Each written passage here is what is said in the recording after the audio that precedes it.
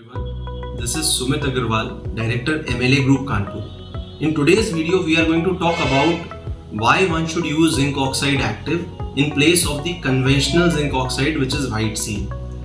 So we, MLA Group, our company is the largest manufacturer of active zinc oxide in India and amongst the top 3 in the world. But this is a relatively new product which is slowly meeting more and more acceptance in the market. But still there is a lot of apprehension and stigma associated with the use of active zinc oxide.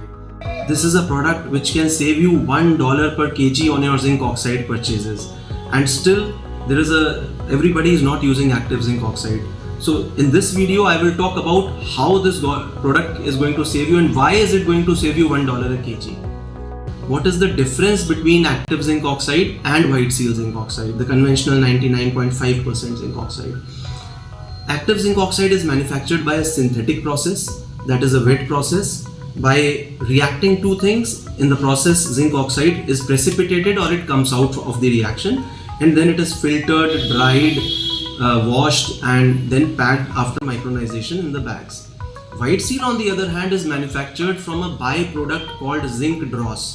Now zinc dross is a kind of metal which is an alloy of zinc, iron and other impurities which is generated when iron is galvanized. When sheets and pipes are passed through zinc, after a certain period of time an alloy is formed when the zinc is no longer that fluid, so that is removed from the tanks and it comes out in the form of dross. So it has all kinds of impurities, and then you melt it and you burn it. So from the atmospheric oxygen it gets converted from zinc to zinc oxide.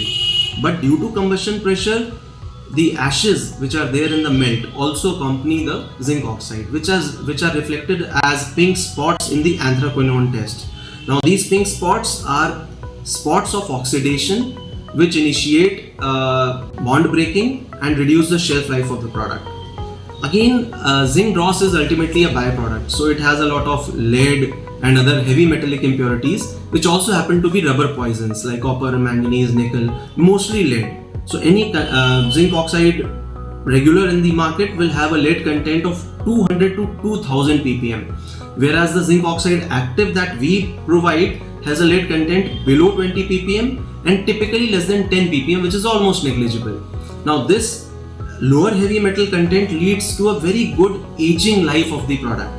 Another hidden benefit of using a low heavy metal active zinc oxide is that your product becomes compliant with REACH, ROHS, EU, EN, all the export standards which are needed for human contact or animal contact. So your product becomes compliant. It is no longer containing those heavy metals which are toxic and harmful.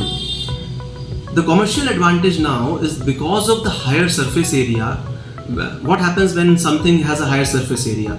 It is more reactive. That means the purpose of putting zinc oxide in rubber is to enhance the efficiency of the accelerator through the formation of a complex so that the sulfur crosslinks are formed faster. So it is an activator for the accelerator, and accelerator is in turn promoting sulfur crosslink formation. Active zinc oxide, due to its higher surface area, can be used up to 40% or 50% lower in quantity than the normal zinc oxide.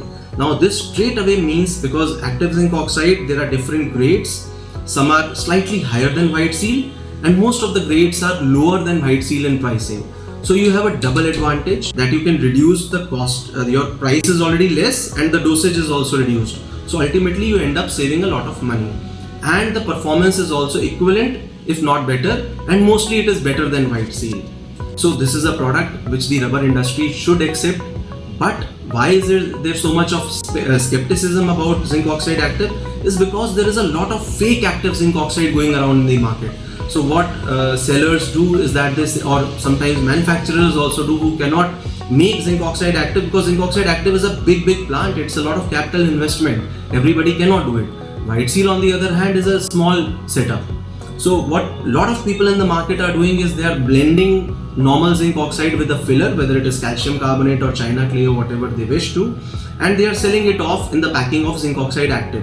The rubber industry is ultimately manufacturing rubber. Most of them do not have the facility to check whether the surface area is high, whether the heavy metals are there or not, whether it is an actual zinc oxide active. So in my next video friends, I will talk about how we can easily discern an active zinc oxide from a normal zinc oxide. But for the time being, if you have any questions or any doubts about why one should use active zinc oxide and how they can save money, please do write in your comments and I'll be back soon. Thank you so much for your patience. Bye.